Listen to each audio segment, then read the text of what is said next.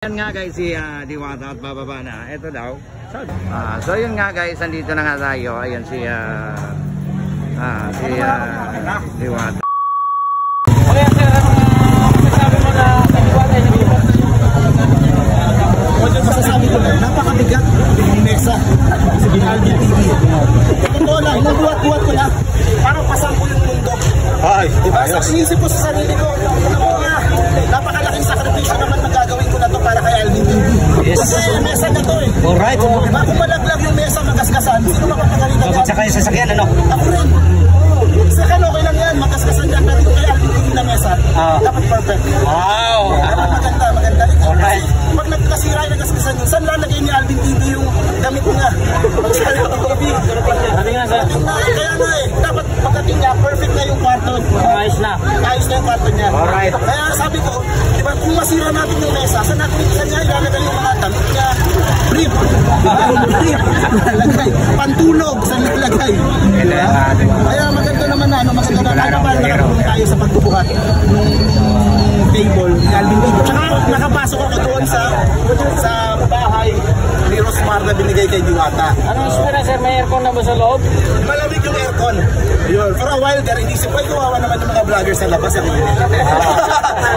Kami dito malamig. Pero ito, siguro sinabi na din ni Diwata para sa mga vlogger, sumunod din. Bawal ang vlogger sa loob. Correct. Respect. At least nakatapak sa loob, ano? Unless buhat-buhat mo yung mesa. yung table ni Alvin. Pwede ka pumasok pag buhat-buhat mo yung table ni Alvin. Pero pag papasok ka lang, hindi pwede. Magagalit si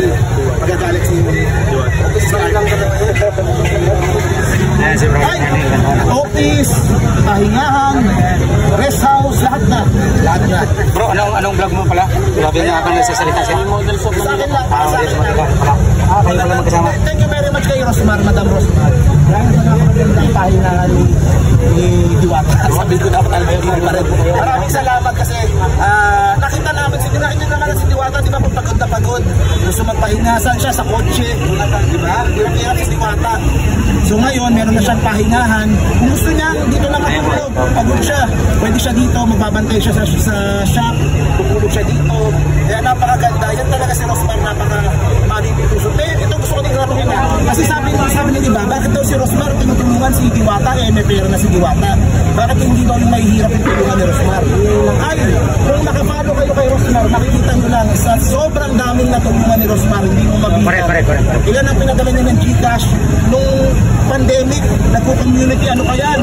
Yung pantry. Namimigay yan sa Sampaloc, pila yung mga tao, nasa puso talaga ni Rosmar yung pumunta. Yes, tumulong.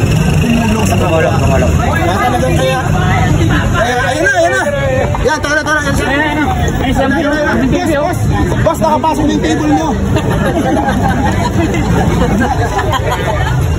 So yun guys, andito yung isa sa mga binabatikos na vlogger. Alam niyo naman, ayan si Alvin TV. Pero yung mga basher niya lang yan.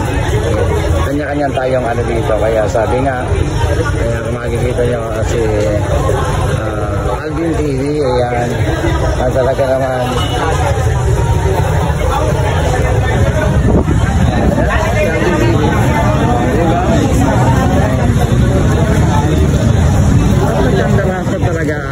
lahat naman talaga dito. Lahat ng vlogger dito nandito. Kaya guys, yan ang usual vlogger na sabi nila ay kumikita ng ganong kalaking hindi natin alam. Siyempre deserve na naman yun.